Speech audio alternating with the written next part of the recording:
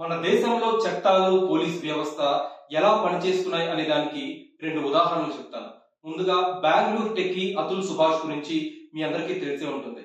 అతుల్ సుభాష్ కొన్ని రోజుల క్రితం ఆత్మహత్య చేసుకున్నాడు. ఎందుకంటే తన భార్య తన్ని వేధిస్తుంది అని చెప్పి అనేక సార్లు కోర్టులకు చెప్పినా పోలీసులకు చెప్పినా ఎవరు కూడా తన మాట వినలేదు, ఎవరు కూడా తనకు సపోర్ట్ చేయలేదు.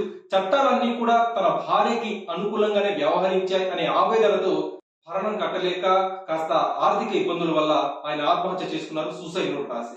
ఈ విషయం ఒక పక్కన ట్రెండింగ్ అవుతుంది. అయితే ఇప్పుడు మరొక విషయం చూద్దాం.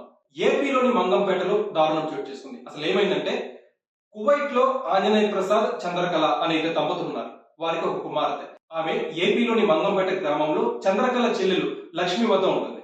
లక్ష్మి భర్త పేరు వెంకటరమణ, వెంకటరమణ తండ్రి పేరు ఆంజనేయులు.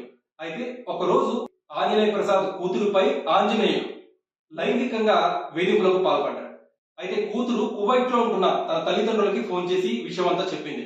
వెంటనే ఆంజనేయ ప్రసాద్ తన భార్య చంద్రకళని మంగంపేట పంపించి పోలీసులకు ఫిర్యాదు చేయమని చెప్పాడు.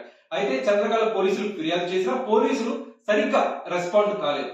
ఆంజనేయుని జస్ట్ పిలిపించి మందలించి వదిలేశారు. అయితే ఆంజనేయ ప్రసాద్ ఇంకా కఠిన శిక్షలు ఏమైనా వేస్తారేమో ఆంజనేయులకి అని చెప్పి ఎక్స్పెక్ట్ చేశారు. కానీ పోలీసులు అలా ప్రవర్తించకపోవడంతో ఆంజనేయ ప్రసాద్ కువైట్ లో కొంత షాక్ అయ్యారు. అయితే వెంటనే ఆంజనేయ ప్రసాద్ చేసిన పని ఏంటంటే కువైట్ నుంచి వెంటనే మంగంపేట వచ్చేసి రాత్రి ఆంజనేయులు నిద్రిస్తున్న సమయంలో తన ఇనుపరాడ్ పెట్టి కొట్టి చంపేశాడు. వెంటనే మళ్ళీ కువైట్ తిరిగి వెళ్లిపోయాడు. సో ఈ రెండు కేసుల్లో కూడా పోలీస్ వ్యవస్థ సరిగ్గా పనిచేసి ఉంటే ఒకతని ప్రాణాలు పోయేవి కాదు, మరొకడు నేరస్తుడు అయ్యేవారు కాదు ఒకరిని చంపే. పోలీసులు కనుక సరిగ్గా పనిచేసి ఉంటే ఆంజనేయ ప్రసాద్ చట్టాన్ని తన చేతిలోకి తీసుకునేవాడే కాదు. పోలీసులు సరిగ్గా రెస్పాండ్ కాకపోవడంతోనే ఈ పని చేసినట్టు తన సెల్ఫీ వీడియోలో కూడా చెప్పాడు. సో ఓవరాల్ గా పోలీస్ వ్యవస్థ ఇలా ఉమెన్ సేఫ్టీ విషయంలో వెంటనే స్విఫ్ట్ యాక్షన్, త్వరితగతిన యాక్షన్ తీసుకుని ఉంటే ఇప్పుడు అతను నేరస్తుడు అయ్యేవాడే కాదు, చట్టాన్ని తన చేతుల్లోకి తీసుకునేవాడే కాదు.